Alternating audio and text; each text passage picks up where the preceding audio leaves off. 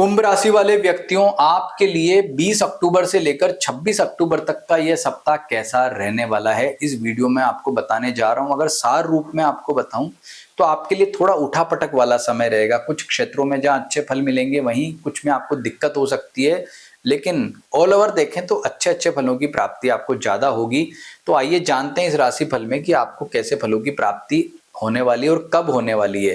तो स्वास्थ्य पक्ष से शुरुआत करते हैं, लेकिन उसके पहले मैं आपको एक महत्वपूर्ण सूचना बता दूं कि यह जो सप्ताह है, इस सप्ताह मैंने यहां पर देखो टाइम लिखा है कि आपके लिए कौन सा समय नेगेटिव या पॉजिटिव है।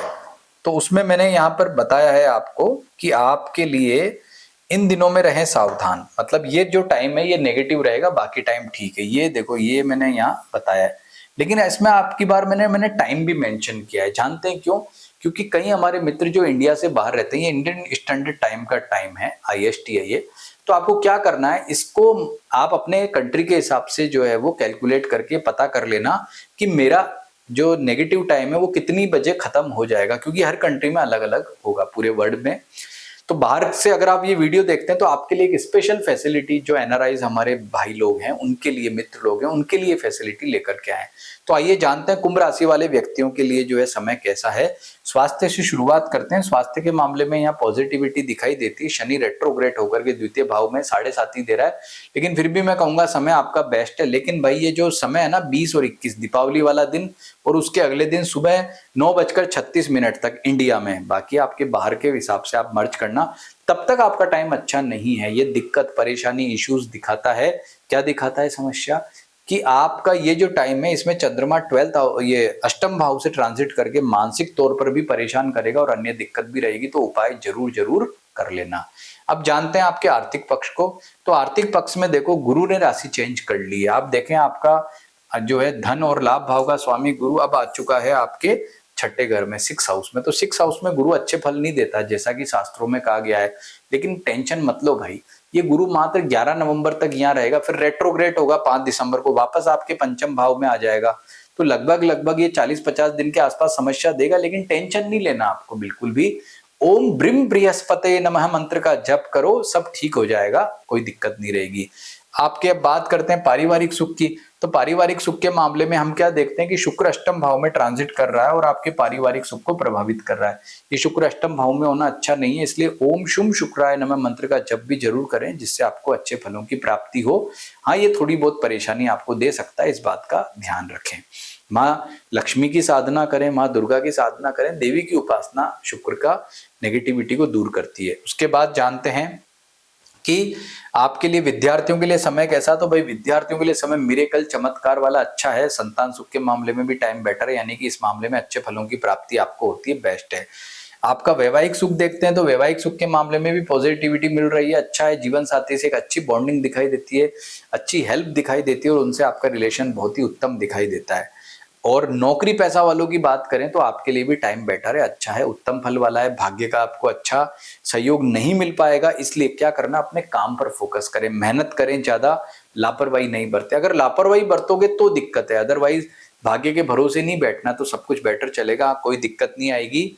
और व्यापारियों की बात कर लें तो भाई व्यापारियों के लिए भी समय उत्तम फल वाला कहा जा सकता है। भले आपका गुरु 6 हाउस में आ गया हो, लेकिन व्यापारियों को इसकी वजह से फिलहाल कोई दिक्कत परेशानियां होती नहीं नजर आती। लेकिन फिर भी मैं कहूंगा कि हाँ, ओम ब्रीम बृहस्पते नमः मंत्र का जप कर लो व्यापारियों के लिए, तो आपका समय बेटर रहेगा। ये मैंने सामान्य फल आपको बताया है, लेकिन एक बात ध्यान रखना, सभी कुंभ राशि वालों पर यह लागू हो जरूरी नहीं है। कैसे नहीं है? क्योंकि नक्षत्र के आधार पर हम जब इसको चेक करते हैं तो आपका धनिष्ठा, शतभिषा या पूर्वा भाद्रपद नक्षत्र में जन्म हुआ है और आपका ये जो है कर्म और ये आपके आधान यानी भाग्य नक्षत्र है।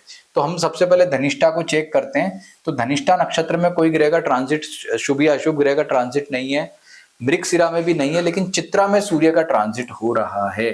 यानी कि चित्रा में सूर्य का ट्रांजिट होकर के धनिष्ठा नक्षत्र वालों को सूर्य कर रहा है वेद।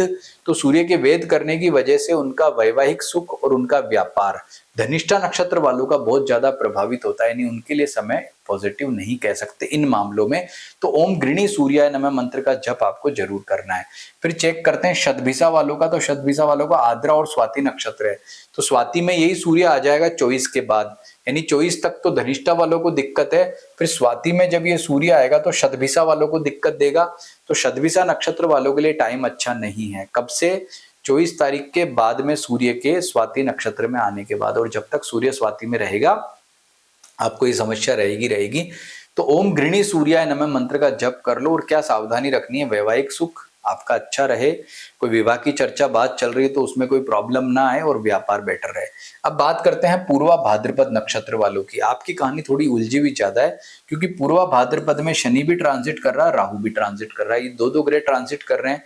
तो ऐसी स्थिति में हम क्या देखते हैं कि यहाँ पर पूर्वा भाद्रपद नक्षत्र में आपके लिए ये बहुत दिक्कत दे रहे हैं। हालांकि देखो, शनि आपकी राशि का स्वामी है तो ज्यादा प्रॉब्लम नहीं देगा, लेकिन राहु तो पाप ग्रह और शनि भी पाप ग्रह, तो माइनर इश्यूज देगा।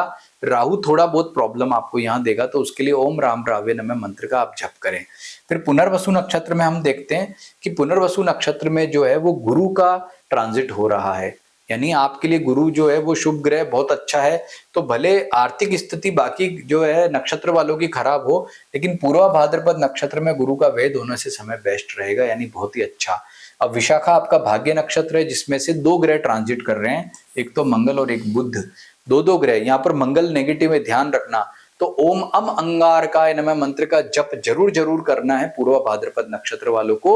लेकिन बुध यहाँ आकर के बहुत ही शानदार पॉजिटिव फल दे रहा है, वो आपके कॉन्फिडेंस को बढ़ा रहा है और आपको जीवन में आगे बढ़ा रहा है। तो सबसे कॉम्प्लिकेटेड मामला पूर्वा भाद्रपद नक्षत्र वालों का ये, इसलिए भाई ये जितनी बातें बताइए, राहु के जप और मंगल के जप आपको जरूर करने हैं, जिससे समय आपका बेटर रहे, लेकिन कुछ मामलों में अच्छे फलों की प्राप्ति भी आपको होगी। अब जानते हैं लग्न के आधार पर फल कैसे मिलते हैं। जैसे आप इस एग्जाम्पल को समझो, आपकी कुंभ राशि है, लेकिन आपका लग्न ऐसा है जिसमें शुक्र कारक ग्रह नहीं है। जैसे आपकी कुंभ राशि है, लेकिन आपका लग्न जो है वो ये 3 है, मेष, सिंह या धनु, या कर्क, वृश्चिक या मीन में से कोई है। 6 राशियों में से कोई भी एक लग्न है, तो शुक्र आपको ज्यादा दिक्कत या परेशानी देगा, भाग्य की कमी देगा, समस्या ज्यादा देगा। तो ओम शुभ शुक्राय नमः मंत्र का जप ज्यादा करना। लेकिन अगर आपका लग्न वृषभ, कन्या, मकर, मिथुन, तुला, कुंभ है, यानी इन 6 राशियों का अगर आपका लग्न है, तो ये जो आपका ये जो शुक्र है आपको ज्यादा दिक्कत या परेशानी नहीं देगा, यानी आपके लिए उत्तम फल वाला कहा जा सकता है। तो ये लग्न के आधार पर फलों को परखें। फिर देखते हैं भिन्न अष्टक वर्ग, ये क्या भला है। देखो, भिन्न अष्टक वर्ग में हम क्या देखते हैं कि कोई भी ग्रह जैसे नेगेटिव हाउस में गया तो कम रेखाओं पर होना चाहिए, और पॉजिटिव हाउस में तो ज्यादा रेखाओं पर होना चाहिए। जैसे शुक्र यहाँ से ट्रांजिट कर रहा है, तो ये मात्र 1, 2 या 3 रेखाओं पर होगा तो ज्यादा अच्छे फल प्रदान करेगा। कैसे चेक करते हैं इसको? शुक्र देखिए आपका भिन्नाष्टक वर्ग। अब भिन्नाष्टक वर्ग क्या होता है, एक एग्जाम्पल यहाँ पर दे देते हैं। यहाँ पर देखो, मैंने ये एक चार्ट बनाया है, ये लिखा है यहाँ पर सूर्य, ठीक है। अब इसको हम जो है सूर्य की जगह हम लिख देते हैं यहाँ पर शुक्र, ये हो गया शुक्र का भिन्नाष्टक वर्ग। ये सबका अलग अलग होता है, हर ग्रह का अलग अलग होता है और हर व्यक्ति का अलग अलग होता है। ये आपकी जन्म पत्री में जाके चेक करना आप, ये शुक्र का भिन्नाष्टक वर्ग खोलना अपनी जन्म पत्री में जाकर के, और शुक्र कहाँ बैठा हुआ है? कन्या राशि में। तो ये राशियां हैं, नंबर के आधार पर लिखी गई हैं। जैसे 6 नंबर है तो 6 नंबर मतलब कन्या राशि। कन्या राशि में अभी शुक्र बैठा है। अब देखो, शुक्र यहाँ इस व्यक्ति का मात्र 2 रेखा पर बैठा है। अगर इसका ये शुक्र का भिन्नाष्टक है तो अच्छा है। क्यों? क्योंकि अष्टम भाव में शुक्र बैठा है और मात्र 2 रेखाओं पर बैठा है। तो नेगेटिव हाउस में जब शुक्र बैठा होगा कम रेखाओं पर तो अच्छा फल देगा ना, लेकिन यही शुक्र अगर 5, 6, 7 रेखाओं पर होता तो नेगेटिव होता। तो इस तरह से आप भिन्नाष्टक को भी मर्ज करके चेक कर लो, तो एकदम सटीक ये पता लग जाएगा कि ये ग्रह हमें नुकसान तो नहीं दे रहा है। तो भाई, इतनी अच्छी अच्छी बातें बताइए तो वीडियो को लाइक करना, हमारे चैनल को सब्सक्राइब भी करना और वीडियो को हाइप भी करना, ताकि ज्यादा से ज्यादा लोगों तक पहुंचे और आपको माँ लक्ष्मी की कृपा मिले। दीपावली की आपको बहुत बहुत शुभकामनाएं प्रेषित करता हूं।